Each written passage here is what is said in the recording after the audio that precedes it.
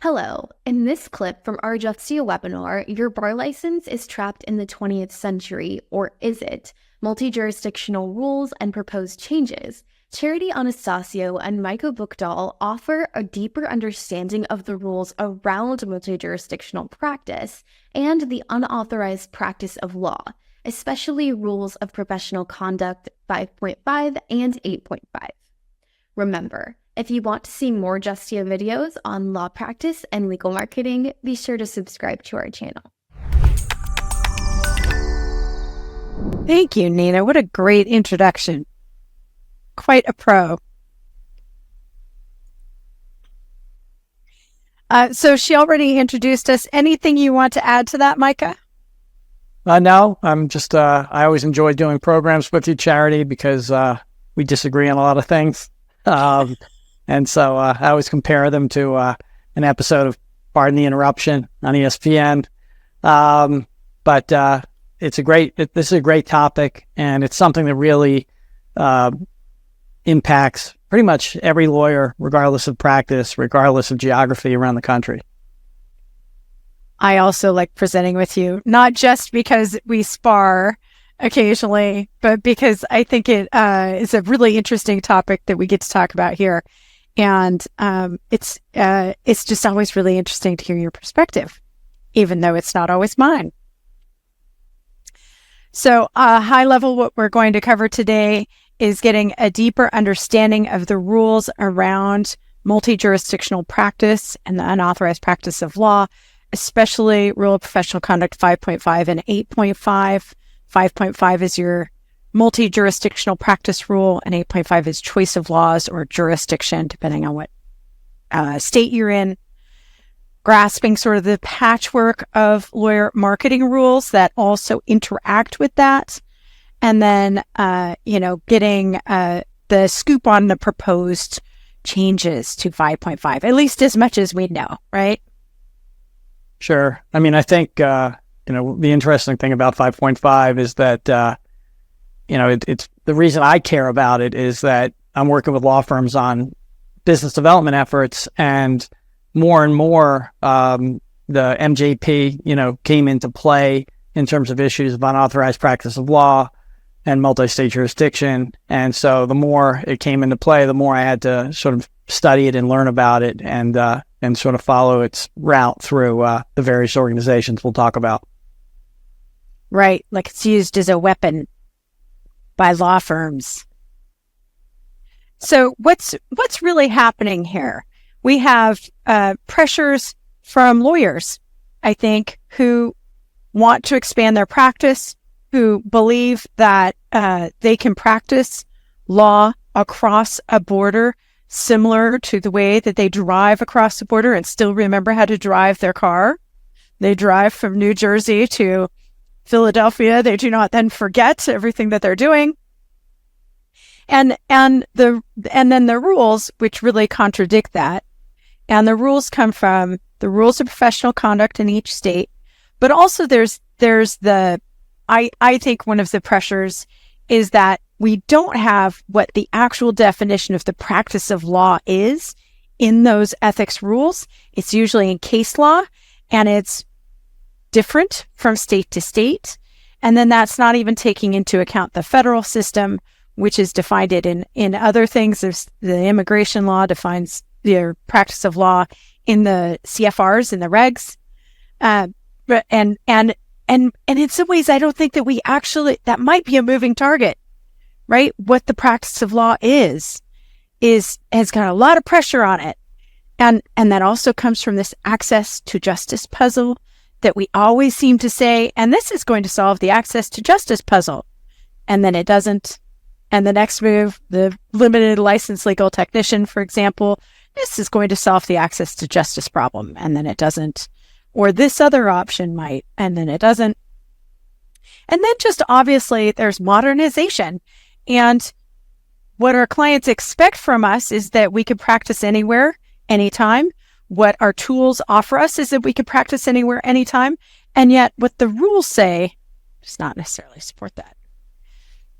Well, I think too, one of the interesting things about the definition of practice is that, for a long time, a lot of, I used to think of jurisdictional issues as being, am I going to appear in court there? Right. Like, like that to me was, is this going to be something where I actually have to go to that state and make an appearance?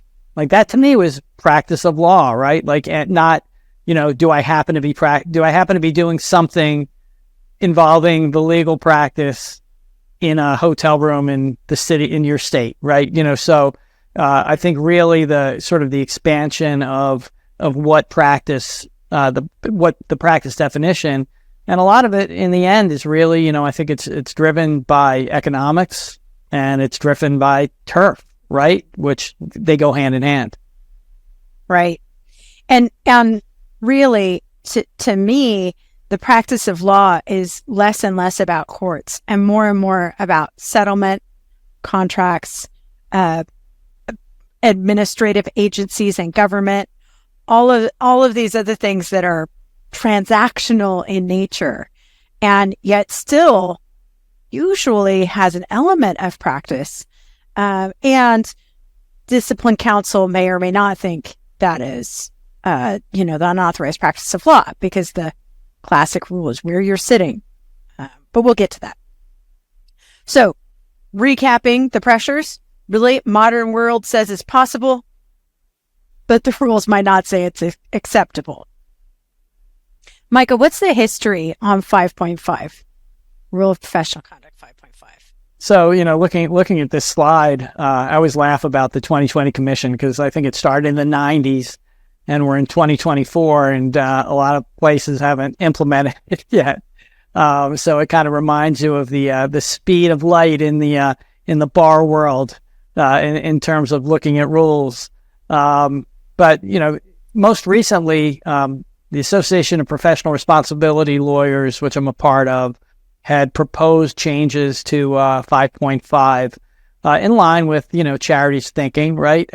In April of 2022, that involved, reaching out to state bars. It involved, reaching out to the ABA and to folks there, the Center of Professional Responsibility in the ABA. And so since, April of 2022, there have been all kinds of committees and commissions and studies and questions and answers.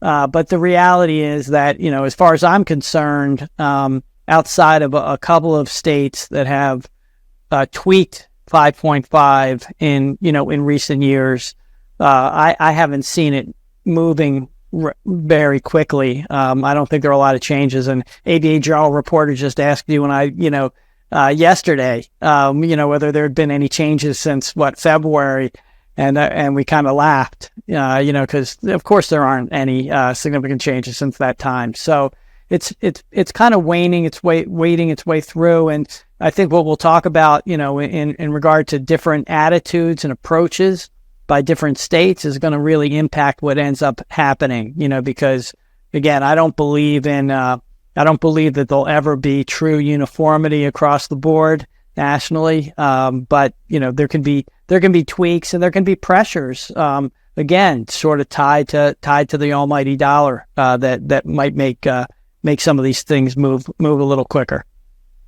The money and sort of the many little fiefdoms that you have from state to state.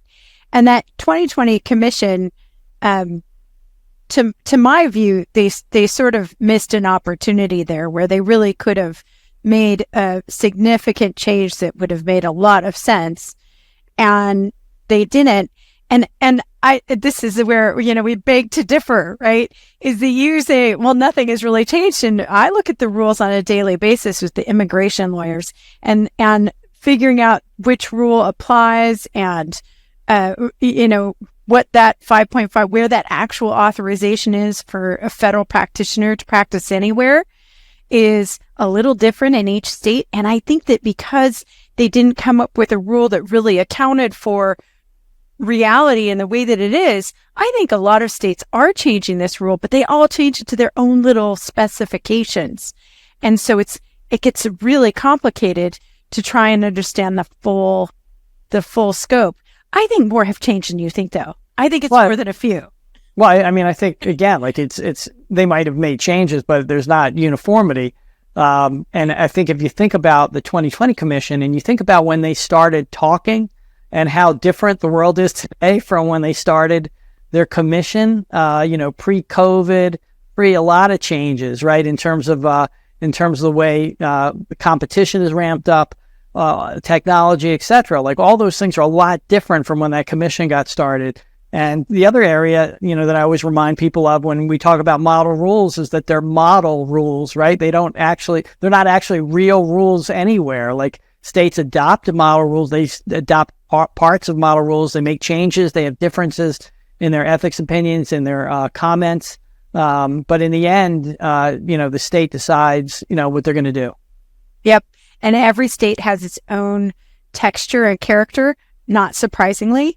And some of them come down differently on this issue, which we're going to get into next. Thanks for watching. We hope you enjoyed this video. And if you did enjoy it, please hit the like button and subscribe to our channel for more videos on law practice and legal marketing. See you in our next clip.